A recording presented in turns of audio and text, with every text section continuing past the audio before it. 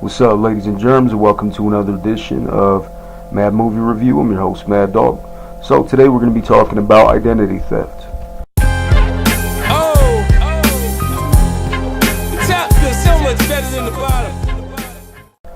As you know, it's not in theaters anymore, so the cast is Jason Bateman,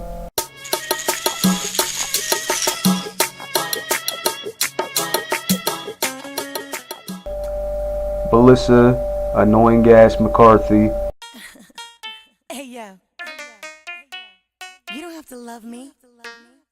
You don't even have to love John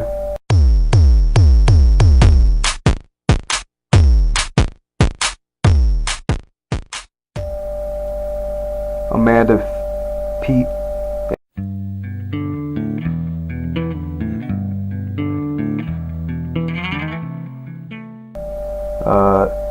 Tip T.I. Harris, Hey, what's happening, Paul? Yeah, I know we never got to meet, but we know all the same people, so we got to speak. You taught me first.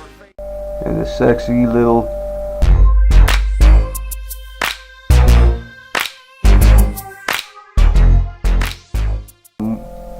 Morris Chestnut,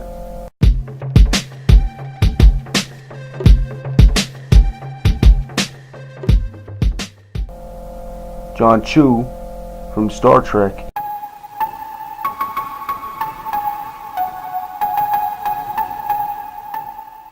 Robert Patrick,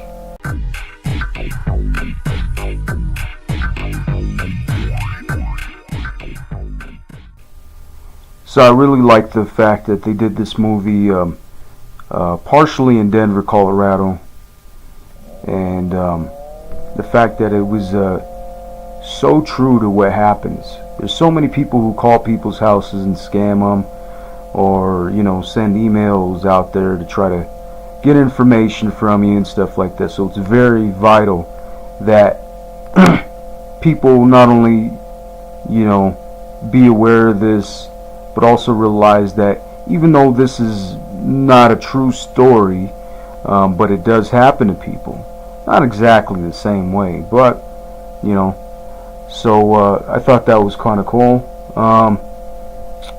The other thing I thought was pretty awesome was the fact that it kind of gives you an idea of what people could be doing with your identity. Some people in that snag social security numbers get jobs, purchase expensive stuff or whatever. And I thought that was really cool that it kind of showed what kind of people would be, enjoying your type of stuff. So this would be this just was a really cool movie. The other thing I liked too was the fact that there was a whole variety of bad guys in this movie, if you think about it. Not only was Melissa McCarthy, even though people want to make it seem like she was a good person on this or whatever, feel sorry for her, she was still a criminal in this. So I liked at the end that she turned herself in. That was pretty awesome. What I didn't like about the movie was the fact that she is so fucking annoying that it seems to be the same character that she portrays in almost every movie, including Ghostbusters, which is just fucking nuts, right?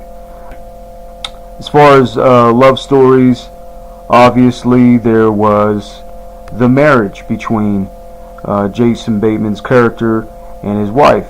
He loved her so much that he really wanted to assure her that that everything was going to be okay. Jokingly realized that financially they're in a bind. So it's that's basically the only love story involved in this. It was some good action. I'm glad that Melissa McCarthy got ran over and stuff, and she got beat the shit out of throughout this movie, which I thought was hilarious. Which is cool though, because she's like, she's this kind of chick that you just want to, just fucking, give her, I don't have females, but you know, I thought it was hilarious to see her get her ass kicked in this movie. The other villains in the movie, T.I. and that amazingly sexy Latina. That was just a really cool, funny kind of combo. And then the Skip Tracer, you know, it's just, the movie's funny. I really enjoyed it. I've seen it before, but I thought I'd do something about it now. I watched it again, so. The other thing was too, John Cho's Chow's character in this movie. Your typical buddy who is just trying to lift you up and believes that you can do better and stuff like that. I thought that was great. And man, and the other villain in well, obviously John Cho's character is not a villain, but the other villain in the movie was Cornish. Man, he plays Happy in the Marvel universe, but in this one, he's just your typical shitty boss who is stealing money from the company. Just great, really great role for him because he played a complete asshole in this.